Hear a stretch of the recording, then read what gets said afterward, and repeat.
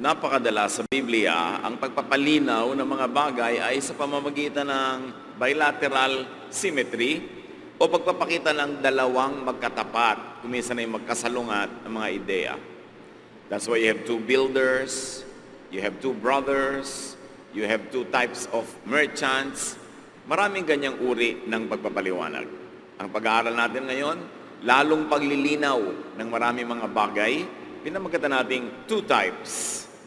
And very especially two types of prisons. Dalawang uri ng kulungan. Panginoon naming Diyos, salamat dahil kayo ay nagpapalaya, nagpapalinaw ng aming pananaw. Ngayon, Panginoon, patawarin niyo kami sa aming mga kasalanan. Tanggalan niyo kami ng mga takip sa aming mga mata, sa aming tainga upang makita, marinig namin ang iyong mensahe ng buong linaw at liwanag. Nawa ang aming mga matututunan ay maging hakbang para mapalapit kami sa inyo, para lalo kami makasunod sa inyong kalooban. We praise you, Lord, for your goodness to us, sa lahat ng mga provisions, pagpapagaling, pagpapatawad na inyo ginagawad sa amin. Ngayon humihingi kami ng karunungan, turuan niyo po kami. Tinig niyo ang nais namin marinig, be our preacher. Kayo po ang mangaral, at nawa, Panginoon, yung katotohanan niyo magpagaling, magpalaya, magpalakas. In the name of Jesus, your Son, we pray with thanksgiving. Amen. Two types. Acts 12, 1-4. At that time, King Herod caused terrible suffering for some members of the church. He ordered soldiers to cut off the head of James, the brother of John. When Herod saw that this pleased the Jewish people, he had Peter arrested during the festival of thin bread. He put Peter in jail and ordered 4 squads of soldiers to guard him. Herod planned to put him on trial in public after the festival. Nagsisimulang lumago ang Christian Church sa panahon na ito at lalo namang hinihigpitan ng pamahalaan, ng templo at ng mga Roman soldiers at ng Roman government ang kanilang pagmamatsyag sa mga mananampalataya.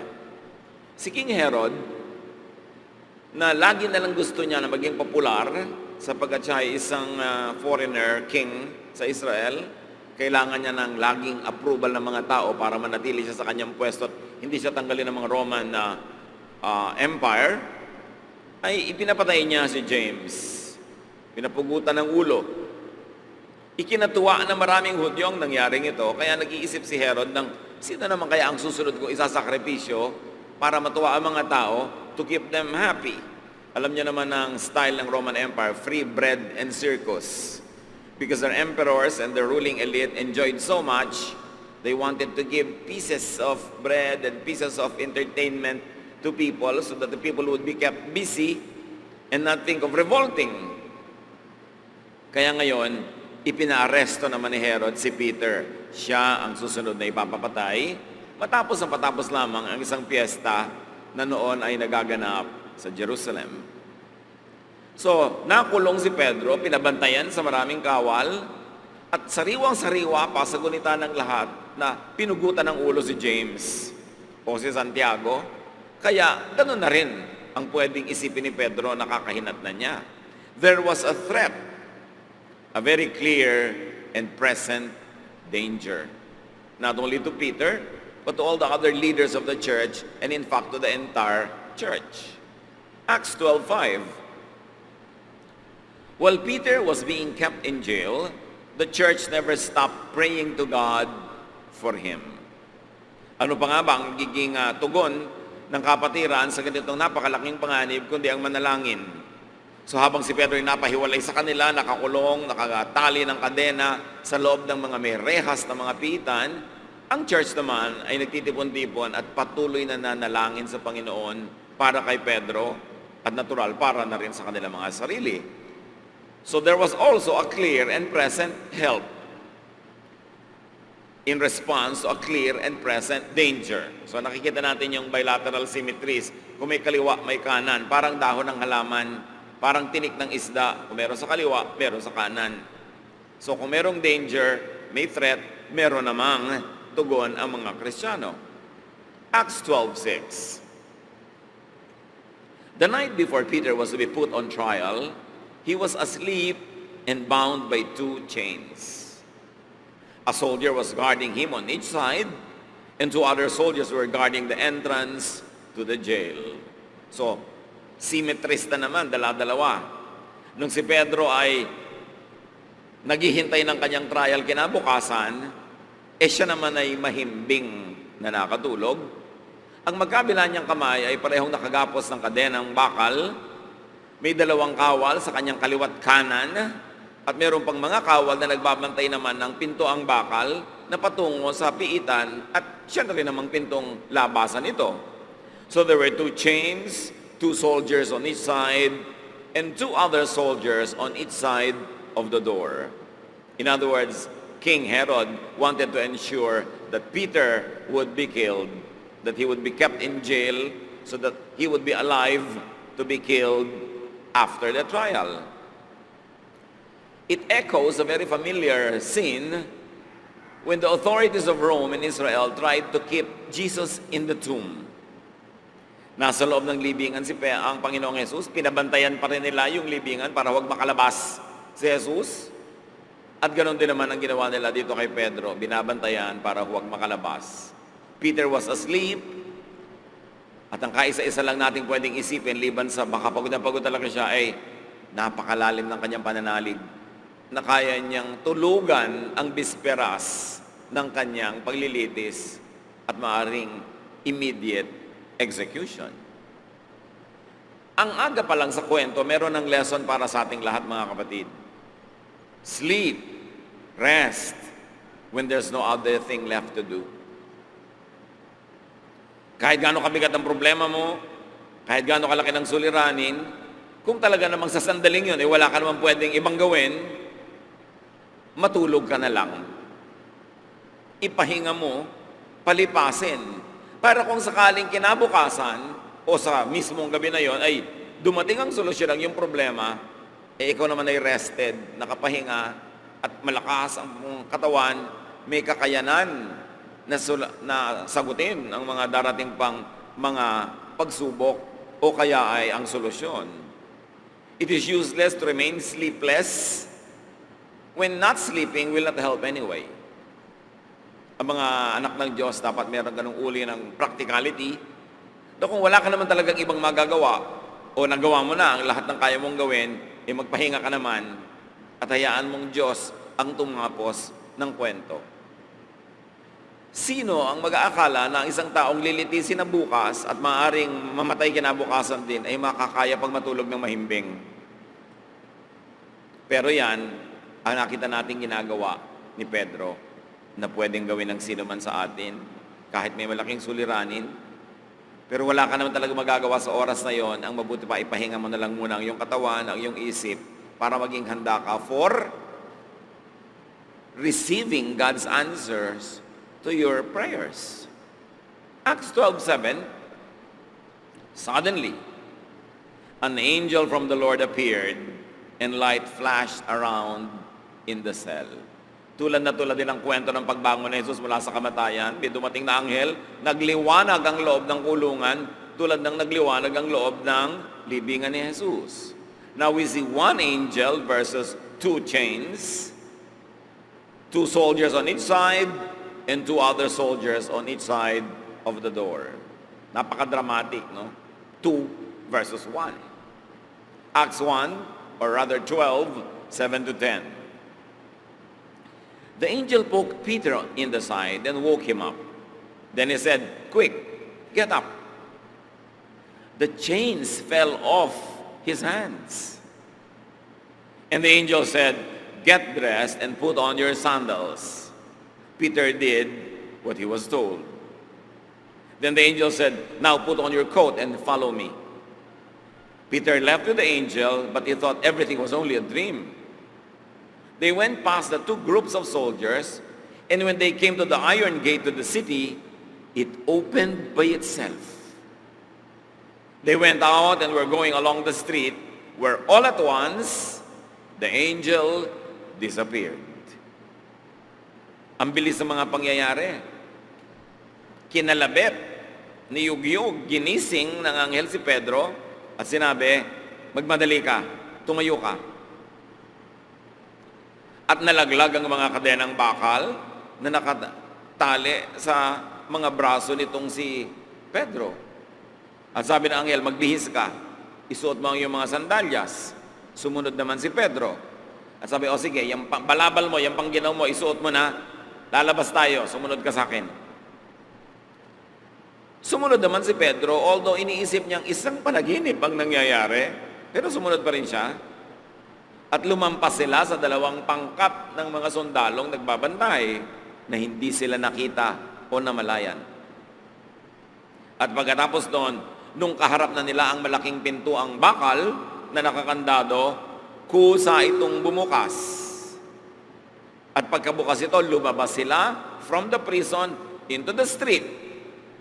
At matapos na nakalabas sila doon, biglang naglaho ang anghel. Maraming leksyon para sa atin ngayon. So the angel poked Peter and woke him up. Why? Because Peter could not wake himself up. Isa-isahin natin dito ang mga ginawa at ipinagawa ng anghel. Ginawa ng anghel na gisingin si Pedro kasi hindi naman kayang gisingin ng tulog ang sarili niya. And then the angel instructed Peter to get up. Hindi binuhat si Pedro patayo, pinatayo. Kasi kaya naman niyan tumayo. Peter could have not thought of getting up in that kind of situation. Meanwhile, Peter could get up himself. Then the angel made the chains fall off Peter's hands. Why? Because Peter could not do that. Hindi naman kayang lagutin ni Pedro yung mga kadenang bakal, so ginawa ng anghel. At nakita natin dito that the irreversible process of liberation had begun. Pag nagsimula na nandyan na yung anghel, may ipinapagawa, ginawa mo, madali namang gawin, tapos yung imposibleng gawin ay ginawa niya para sa'yo, senyales na yun kapatid, na dumarating na ang oras ng iyong paglaya mula sa anumang umaalipin o nagkukulong sa'yo. God had begun His irreversible process of liberation. All you have to do now is to be sensitive, to be obedient. So the angel instructed Peter to get dressed and put on his sandals. Hindi naman binaby-baby ng anghel si Pedro na sinuotan pa ng kanyang damit, sinuotan pa ng kanyang sandals, kasi kaya naman niyang gawin. Kasi sabi, magbihis ka na, isuot mo na ang iyong sapin sa paa. Peter could do that. So the angel did not do it for him. And Peter did as he was told, according to the Bible. Nakita niyo yung laro ng bilateral symmetry? May ginagawa ang Diyos, may gagawin ka. In response to what you did, God will do something that you cannot do. Then you do something that you can. And then God will do something that you cannot do. And you respond with you doing something that you can. Hindi mo ipinapagawa sa Diyos lahat. Hindi niya gagawin lahat para sa iyo. Dahil nilikha ka naman na may kakayanan, responsibilidad mo kapatid na gawin ang kaya mong gawin habang nilulutas ang iyong problema. Hindi mo idadagan lahat. Hindi katulad ng mga ibang kamag-anak, idadagan lahat sa kamag-anak ang buong problema nila. Hindi sapat na itulungan sila sa area na hindi nila kaya, tapos kayanin na nila yung kaya nila. Idadagan lahat hanggang iwan ka na tuloy at pagsawaan. May pananagutan ng mga taong gustong malutas sa mga problema nila. You always have to do what you can do. And then ask God to do for you what you cannot. Peter did not ask that, at least we are not told by Scripture, but the church did. The church has been praying to God fervently. They did not know the details of how God would answer, but now we are seeing the answer unfold before our very eyes. At napaka-thoughtful ng Diyos through the angel. Sana, kalayaan na, takbuhan na, labas na agad.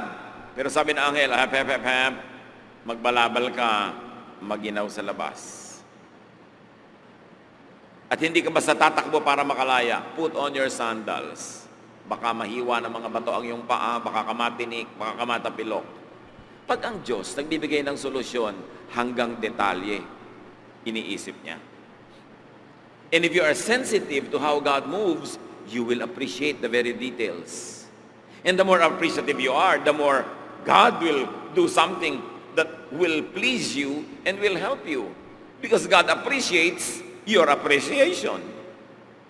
So kailangan sensitive ka, hindi ka lagi nakafocus sa problema mo, sa reklamo mo. Lagi nagpapasalamat ka pag may dumadating na ginhawa, may dumadating na sagot. Dahil iniisip ng Diyos lahat yon.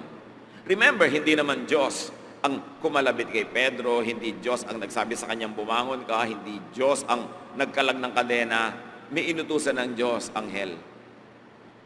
At sa buhay natin, maraming anghel na inuutusan ng Diyos para tayo tulungan, mga anghel na walang pakpak. Katulad ng katabi nyo, sulyapan nyo nga sandali. Maaaring ginagamit ng Diyos yung katabi nyo na anghel araw-araw, pag hindi nyo napapansin, iniinis nyo pa. At tayo rin ginagamit ng Diyos na anghel sa pagtulong sa iba. Pag nakakarinig kayo ng udyok ng Espiritu na parang tulungan mo si ganon, bigyan mo siya ng ganon, puntahan mo ito, dalawin mo, textan mo, maaaring udyok yan ng Diyos through the Holy Spirit. Dahil gusto kanyang gamiting agent of blessing to people. Huwag tayong magbingi-bingihan, huwag tayong magmaang-maangan, at huwag tayong magpatamad-tamad. Pag nararamdaman natin na gusto tayong gamitin ng Diyos sa pagpapala sa ibang tao. Bakit nakasulat ang kwentong ito? Hindi lang dahil ito'y kasaysayang nakalipas na, kundi ito'y isang kasaysayang patuloy na nagaganap at paulit-ulit na nagaganap, hindi lang sa buhay ni Pedro, kundi sa buhay nating lahat. Dapat lang makita mo yung leksyon. Talagang ito si Pedro ay patungo sa paglaya. Kasi ipinanalangin siya, dinalaw siya ng anghel, at ngayon lahat ng pinapagawa sa kanya, ginagawa niya. Pero iba na yung huli eh. Sabi, tumayo ka dyan, halika na, lalabas tayo. It was a direct challenge already to the guards.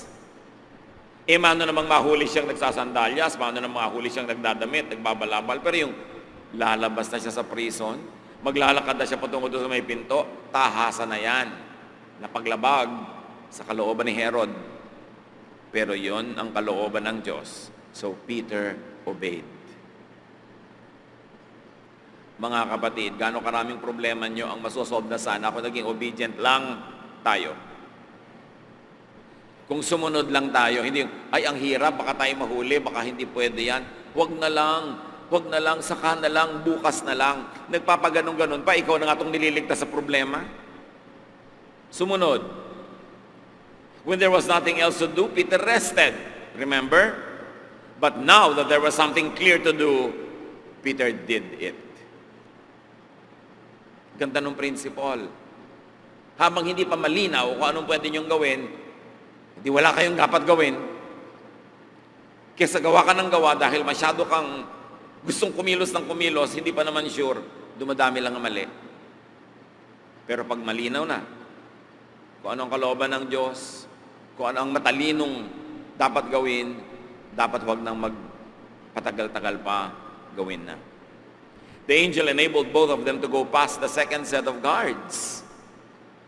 Peter could not do that, so the angel did it for him. The angel opened the iron gate to the city. Peter could not do that, so the angel did it for him. Then, when Peter was already safely out of the prison, dressed correctly and properly, the angel disappeared. Hindi na kailangang tulungan pa si Pedro. Ibig sabihin, from there on, bahala na siya. Mga kapatid, pag may tumutulong sa inyo, dapat may mabilis at kagyat na ending ang pagtulong niya. Hindi yung habang panahon na kayo magpapatulong. Pag natulungan kayong minsang tumawid sa gutom, hindi ibig sabihin yung gutom niyo bukas, iaasa niyo na naman sa kanya. Pag minsan kayo na pagbigyan, hindi ibig sabihin lagi niyong aasahang pagbibigyan kayo. Yung tulong, para ka mabilis matulungan ng langit, dapat mabilis mo ring pinuputol ang pangangailangan ng tulong dahil kaya mo na.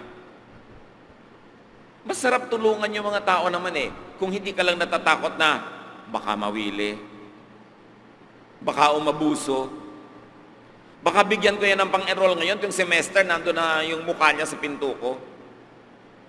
Baka tulungan ko siya ngayong makaalis sa kanyang problema, abutan ko ng konting pera, pero baka yung may problema to, nandito, so wag na lang nga.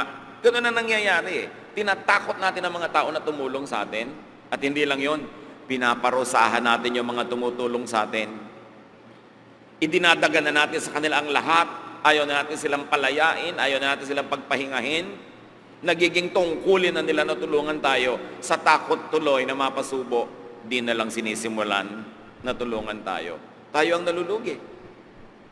Pero pag may tumutulong sa inyo, dapat malinaw sa kanya kung kailan siya gagraduate sa pagtulong. Pag nangungutang kayo, malinaw kung kailan kayo magbabayad at bayaran nyo nga.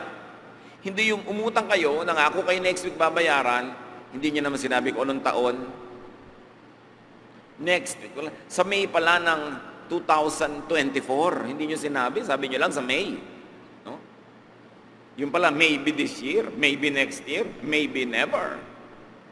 Yung tumulong sa inyo ngayon, siya pa ngayon ang nag-aalala, mababayaran kaya ako? Nalimutan niya kaya may utang siya sa akin? Siya pa ngayon ang namang problema sa halip na premyuhan niyo siya sa pagiging matulungin. Pag siningil kayo, kayo pa'y galit. Sa palagay niyo, patuloy kayong matutulungan ng langit pag may problema kayo? You know many people who never succeed in life, who are never fruitful, who always fail, have a common denominator. Hindi sila lovable. Hindi sila likable. Tinulungan mo, nainis ka. Binigyan mo, nainis ka pa lalo. Pinagbigyan mo, inabuso ka na. So lalayuan mo. Sa palagi mo, ikaw lang ang lalayo doon. Lahat ng tao makakadiscover ng ugali niya, lalayuan siya. And you know, people need help of other people to succeed. You cannot really continue to succeed without other people's help. And people help only those that they like. Only other people that they love, that they have an affection for, or at least goodwill for. Kaya pag may mga taong laging sinasabi na, lagi akong bigo, lagi akong hindi nagsasucceed, siguro nakakabuisit ka. Siguro nadadala ang tumutulong sa'yo. Kaya, ayan, pinapabayaan ka nilang tuloy. So, hindi na binigyan ng chance ng anghel si Pedro na umabuso pa, nawala na lang siya. Kasi kaya na ni Pedro. Peter could now do everything on his own.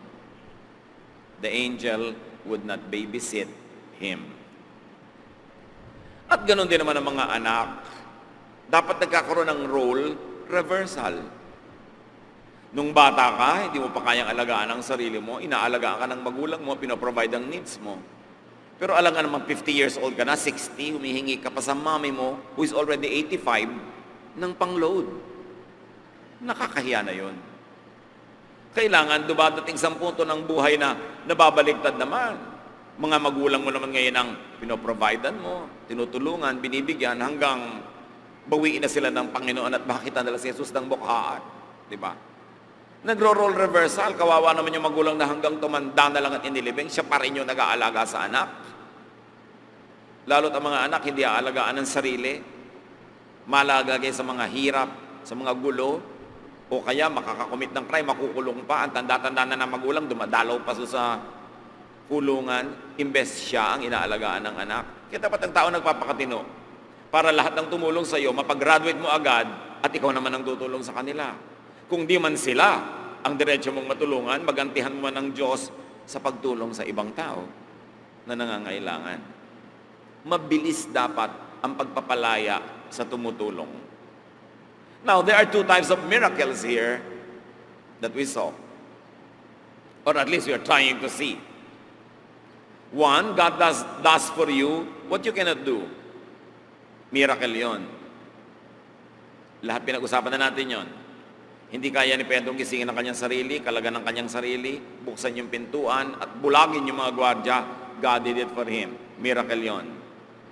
May isa pang miracle na madalas hindi ito nangyayari kasi hindi natin nire-recognize as another miracle that needs our participation. God tells you to do what you actually can do, and all you need to do is obey. Miracle yon. Pag alam mo ang ipinagagawa sa iyo ng Diyos, kaya mo namang gawin at ginawa mo, nagkakaroon ng himala. Ngayon, ba't hindi nagkakaroon ng himala? Hindi naman umaabot doon eh. Kasi alam mo ang dapat gawin, hindi mo ginagawa. Hindi kumpleto yung cycle, the miracle is never finished. The Bible tells us what to do in nearly every aspect of life.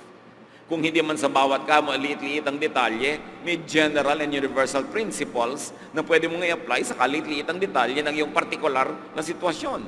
And all you have to do is just obey. And when you do obey, God does for you what you cannot do, you do what you can do, the miracle is completed. Kailangan laging may participation. So nakakita tayong dalawang uri ng miracle.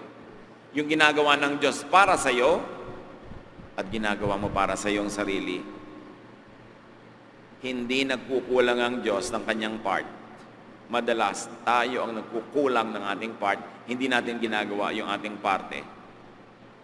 May dalawa pang bagay, kasi 2 types nga ang title ng ating pag-aaral, na dapat nating tingnan.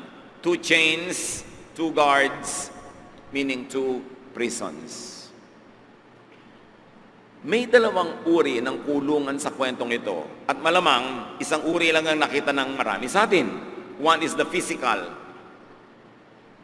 prison. Yung bakal, yung bato, yung dingding, yung mga gwardya, yung utos ni Herod, yung law. Physical prison yon. You can't do anything about it on your own. Kaya doon may ginawa yung anghel, kaya doon may ginawa ang Diyos. Mga kapatid, the types of prisons that are imposed on you from the outside, yung mga pagpigil sa inyong mga kalayaan, yung pagsikil sa inyong mga gustong gawin, na nanggagaling sa labas ninyo, sa ibang lugar, sa ibang tao, ang lakas para gawin yun sa inyo, yun ang inyong ipasa Diyos. Yung bakal na hindi mo kayang baliin o kaya ibuksan, yung kadenang hindi mo kayang kalagin, yung mga gwardya na hindi mo kayang bulangin habang dumadaan ka, ipasa Diyos mo yon. Hindi mo talaga kaya yon. Kaya may Diyos. Yung prison na yon, isa lang. Pero merong isang mas mabagsik na kulungan. At yun ay yung kulungan which is mental or spiritual. These are mental chains and mental prisons. People can go free, but they don't and won't get out. Halimbawa si Pedro, sinabi ng anghel, gumising ka. Sinabi niyang, inaantok pa ako bukas na. Yun ang sinasabi nating internal prison. Siya ang naglagay ng kulungan niya. Siya ang nagkulong sa sarili niya sa sitwasyon na yon. Pwede gawin, pero pinipili niyang hindi gawin. In the story, ginawa ni Pedro. Kaya nag-proceed sa step number 2. Ano pa ang mental and spiritual prison? Yung sinabi kay Pedrong, magtsinelas ka, magbihis ka. Sasabihin mo, ba't ako magchichinelas? Andito lang naman ako sa loob ng kulungan, hindi ko naman kailangan yan dito. Ba't ako magbibihis andito lang naman ako, hindi naman ako lalabas. Yung kung ano-anong ayaw mong gawin. Ayoko sumakay ng eroplano, natatakot ako baka bumagsak. Kulungan yan na ibinibigay mo sa sarili mong utak dahil ba't may mga piloto ang tatanda na buhay pa. Ibig sabihin, kung lumilipad naman sila, hindi naman bumabagsak aeroplano. At kung naka-schedule bang bumagsak yan, sasakay yung piloto. But yung mga stewardess, kahit ang kakapal ng makeup ng iba, halata mong may edad na. Tumanda na sa paglipad. Ikaw naman, lilipad lang minsan 6 na buwan, natakot ka pa. Kulungan yon. Ay naku, ayokong kumain ng ganito kasi ganon-ganon. Naglalagay ka ng kulungan sa sarili mo. Kasi kahit allergy, pag nag-will ka na hindi na ako allergic dyan, talagang nalalampasan mo. Merong mga naku, hindi ako makakatulog ng gabi pag Huwebes. Bakit?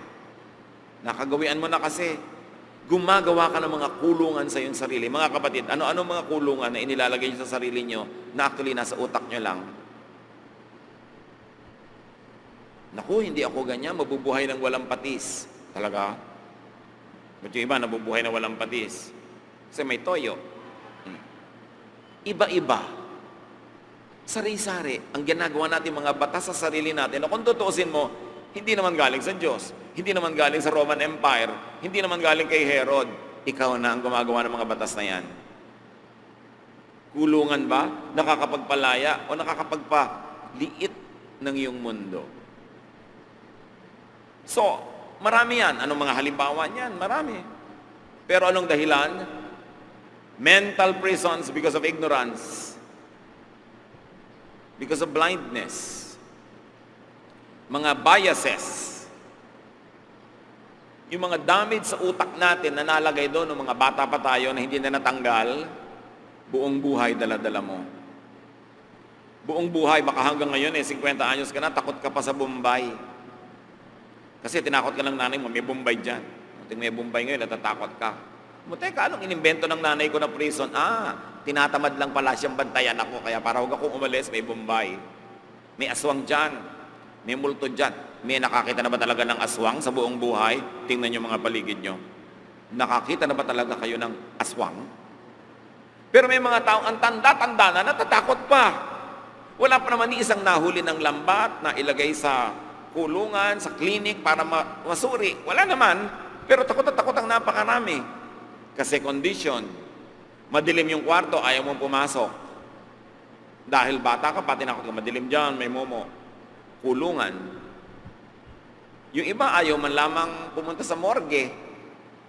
Aanin ka naman ng mga patay. Bakit ba yung mga medical student natutulog, may katabing bangkay? Paggising, nire-review na naman yung mga ugat-ugat dyan at mga kung ano-anong mga tissues ng bangkay. Ano ginawa ng bangkay sa kanila? Wala naman. Pero ikaw, takot na takot sa bangkay na condition. Maraming mga kapatid ganyan, because of mental conditioning, because of ignorance, kulong na kulong ka sa buhay. Ayaw mo makipag-usap sa Ilocano, o sa Bicolano, o sa Tagalog, dahil sabi ng lola mo, naku, kidnapper yan. Pumasok sa utak mo na gano'n. Pagkapampangan, masarap magluto. Talaga? Subukan nyo nga lahat ang kilala nyo. Yung iba tuloy napapagod. Kasi expectation sa kanila, Kapampangan, masarap magluto. Another prison, sila yung nakukulong ng expectation. Ang dami nun. Sabi sa Hosea 4:6, my people are destroyed from lack of knowledge. Ang daming kulungan ng mga Kristiyano.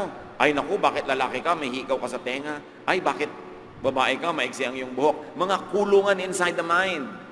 Hindi naman Diyos ang may likha. Cultural issues lang ng churches nung araw na hindi na issue ngayon. Ba't kailangan hanggang ngayon gawing kulungan mo sa sarili mo yan?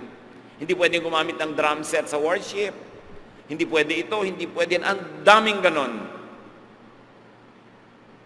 So, sino ang may sabi na para lang sa sinigang na baboy ang gabi? Wala na bang ibang luto talaga sa gabi kundi pang sahog ng sinigang? Hindi ba kaya pwedeng pang facial yan? O deodorant? Wala, kasi gabi pang sinigang. Kulungan ng utak. Religious dictators like to control minds. They like to keep followers in chains.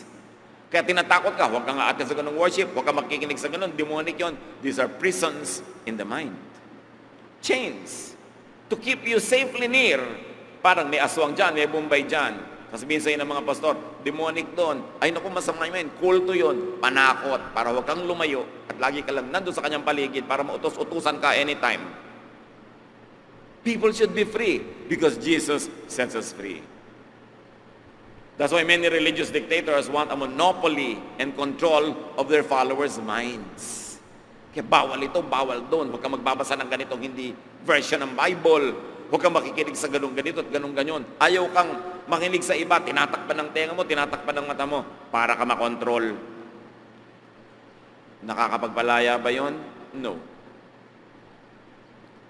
Many people have prisons because of fear. Natatakot, so wag na lang. Natatakot mabigo. Natatakot bumagsak. Natatakot na hindi pumasa. So wag na lang. That's a prison. Hindi tao ang naglalagay sa iyo niyan, ikaw lang. Fear and complacency and resignation.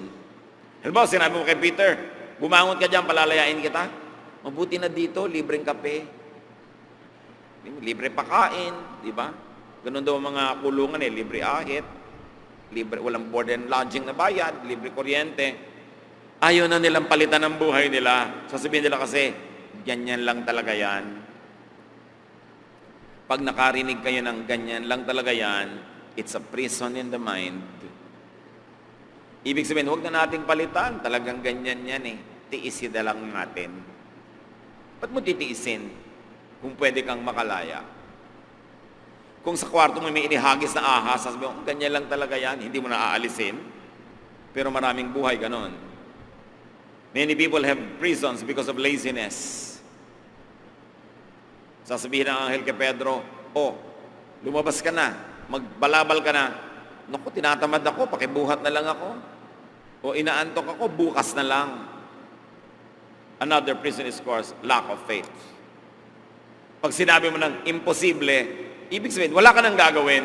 Sinabi mo na imposible, hinusgahan mo na hindi pwede eh. Sabi ng anak mo, nanay, gusto ko po maging doktor. Imposible anak yan. Makita mo kung gaano tayo kahirap, imposible yan. Ikinulong mo na siya. Ang daming ganung magulang, nagkukulong ng anak. Hindi pwede anak yan. Mahirap lang tayo.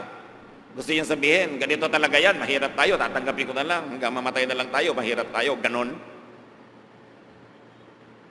Walang nababago hanggang hindi mo muna nilalabanan. Walang nababago hanggang hindi mo muna sinisimulang tanggihan.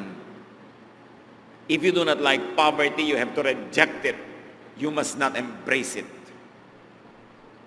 Kung ayaw mo na ikaw ay inaabuso ng iyong asawa na halos pinapatay ka, binubusan ng kumukulong mantika, pinaplansya, tinutusok na maiinit ang mga bakal, reject it. Huwag kang pumayag. Huwag mo sabihin ganyan lang talaga kasi babae lang ako. Oras na inisip mo yon, sinabi mo, talaga, pwede naman akong gawin punching bag, pwede akong gawin barbecue, banana queue, pwede akong gawin kahit ano, kasi babae lang ako. Ganun talaga, wala kang mababago. Pero pag sinabi mo, hindi mo pwedeng gawin sa akin yan kahit babae ako. Iba na yon, di ba? It's all in the mind. Paano ka mag-isip? Nag-iisip ka ba bilang alipin? Na pag sobra kang inaabusan ng employer, sobra trabaho, wala namang dagdag na bayad, ganyan lang talaga yan. Mamamatay kang tsimay. Pero pag sabi mong nagdadagdag naman po ako ng trabaho, dagdagan nyo naman ang bayad sa akin. Kasi pumapalag ito, madagdagan na nga, huwag mo sasabihin sa iba. Ang aabusuhin na lang natin yung pumapayag. Ganun lang naman yun eh. Water follows the path of least resistance. Resist it, and it won't insist. May umaalipin sa'yo kasi nagpapaalipin ka. May umaabuso sa'yo kasi pumapayag ka. Hindi pwedeng manatiling mang-abuso ang sino man pag di ka pumapayag, kahit yon ay Roman Emperor. Tatandaan mo yan. Pag inaapi ka, kalahati ng kasalanan ay sa'yo kasi pumapayag ka. And God doesn't want that for you. Kung paano pinalaya si Pedro, ganun na yung Diyos gustong palayain ang lahat.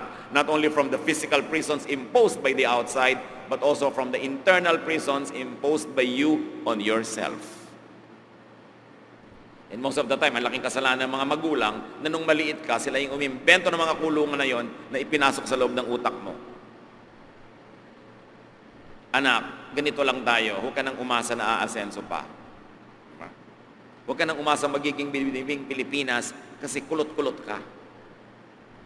So, bakit hindi pa tayo pwede magpausa ng binibining Pilipinas sa mukhang ita? Malay mo, mapauso mo, di ba? Hindi naman imposible. Pero kailangan maniwala ka muna na pwede mangyari yon. Mga kapatid, sari-sari ang pwede nating isipin na example, pero isa lang yung katotohanan. Mag-isip-isip kayo, anong mga inimbento niyong kulungan sa loob ng isip niyan, ay hindi pwedeng gawin yan kasi Pilipino ako, kasi lalaki ako, kasi babae ako, kasi bata ako, kasi matanda ako, kasi Christian ako. Baka imbento niyo lang yan. Nakukulong tuloy kayo. Believe in God and believe in the fact that God wants you to be free. Many people are imprisoned because of spiritual and emotional damage. Pinalaki silang walang tiwala sa sarili, takot sa ibang tao. Pinalaki sila na may inferiority feeling. Pinalaki sila na ayaw ng mangarap sa takot ng mabigo. Kakamatayan na nila yon. Ang mas grabing kulungan, mga kapatid, yung second type, that which is in your mind.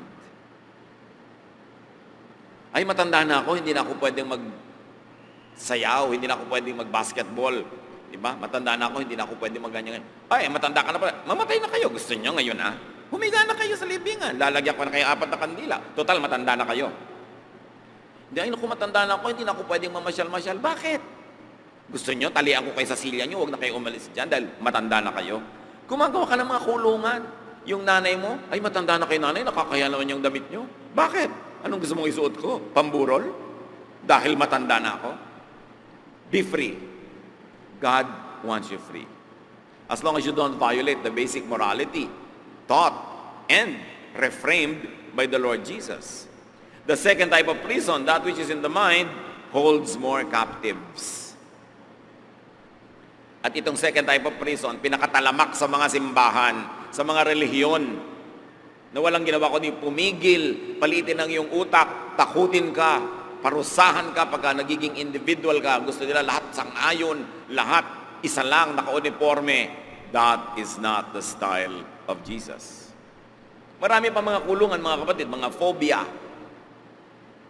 Alam niyo ba ang pangalan ng phobia sa takot sa number 13? Triskaidekaphobia. May tawag pa doon, ha? May mga kung ano-ano mga fear na usually na-invento lang, na-reinforce ng bata ka, o meron ka lang naging experience na negative, hindi ka nakagraduate, habang buhay kulong ka doon, be free. Complexes. Inferiority or superiority complex. Parehong kulungan yan.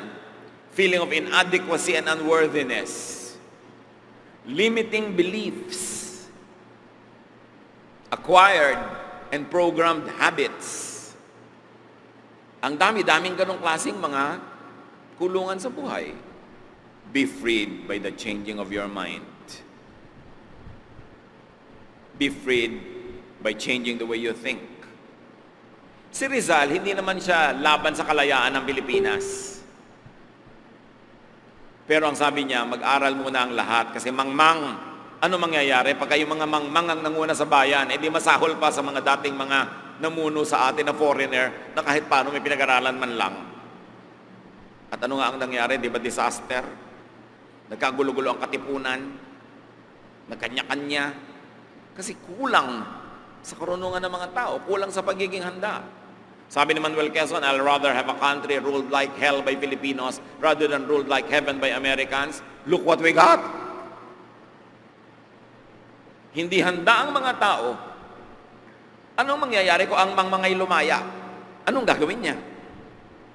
Anong mangyayari kung ang mangmang ay ginawa mong senador o mayor o governor o presidente? Anong mangyayari? Kaya dapat sa utak ka tumitingin muna. Kaya pag may mga nagtatanong sa akin, Pastor, ano pong katangian ang pwede kong hanapin sa mapapangasawa?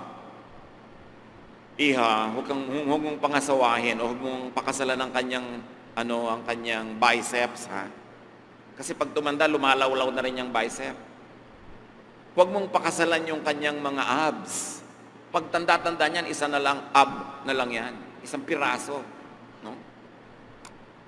Huwag mong pakasalan ng pera kasi pwede siya maghirap. Huwag mong pakasalan ng posisyon kasi pwedeng mawala. Huwag mong pakasalan yung itsura kasi pwede siyang pumangit. Eh ano pong papakasalan ko? Pakasalan mo yung utak. Kung gusto mo ang paraan ng pag-iisip niya, ang mga pananalig at paninindigan, mga simulain at adhikain, pakasalan mo dahil ano man na maganap, hindi yun maiiba. Kumapit ka sa isang bagay na permanent. Eh, paano yung utak ng boyfriend ko? Paiba-iba. Eh, pues mag-iba ka ng boyfriend. Kailangan pa bang i-memorize yan? Paiba-iba pala siya. Hindi niya malam kung ikaw ang gusto niya o yung kaibigan mo o kung pinsan mo. Eh, di mag-iiba-iba yan. Buong buhay, iba-iba. Adjust ka ng adjust. Bakit mo papakasalan yung utak na yon? Anong pinakasalan nyo sa napakasawa nyo? Kaya lang, huli na ang lahat. Kaya huwag nyo nang isipin. Panindigan nyo na lang. In other words, kung napakasal na kayo, ganyan lang talaga yan. Wala ka nang dapat gawin, tanggapin, and make the most out of it. Kung hindi mo siya kayang baguhin, ikaw na lang mag-adjust kung kaya mo magbago. Pero ang sabi, kung gusto mong baguhin ang anuman, dapat sa isip ka magsimula. Gusto mong mabago ang kahirapan ng iyong buhay, mag-isip ka muna na progressive person, not as a poor person. Kailangan, gusto mong umasenso, mag-isip ka ng isang taong maasenso o patungo sa pag-asenso. Maiiba mo yan pag sinimulan mong ibahin ang iyong pag-iisip. Romans 12:2, don't be like the people of this world, but let God change the way you think. Then you will know how to do everything that is good and pleasing to Him. Walang blind obedience. You obey dahil pinag-isipan mo at sang-ayon ng utak mo, susunod ka. Sa isip ka muna susunod. Kasi pag sumunod na yung isip, kasunod ang katawan. Pero pag sumusunod ang katawan, pero ang isip hindi, yun ang tinatawag na hati ang loob. Nagdadalawang loob, hindi buo ang loob, sira ang loob. At walang kakahinatnan yun. Sabi ng New International Version, do not conform to the pattern of this world, but be transformed by the renewing of your mind. Pag binago ang isip, magbabago lahat. Merong mukhang matanda ang itsura, kahit bata. Kasi kung doon ang iniisip niya tungkol sa sarili niya, dapat mukha siya matanda. Meron namang mukhang batang-bata kahit may edad na kasi yun ang iniisip niya. Therefore, yun din ang gagawin niya. Nangyayari. Mahalaga, isip. Fall in love with the mind. Mas permanente yun. Hindi yung na-in-love ka dahil mabango. Sandali lang yung bango. Sandali lang ang mga bagay. Pero pag naisip mo yung ano ba ang laman ng utak nito, ano ba ang mahalaga sa kanya, hindi yun halos naiiba buong buhay, bihirang-bihira. So be freed by knowing. Dapat maalam, dapat marunong. Hosea 4:6, God says, my people are destroyed from lack of knowledge. Dahil sa kamangmangan, maraming napapahamak.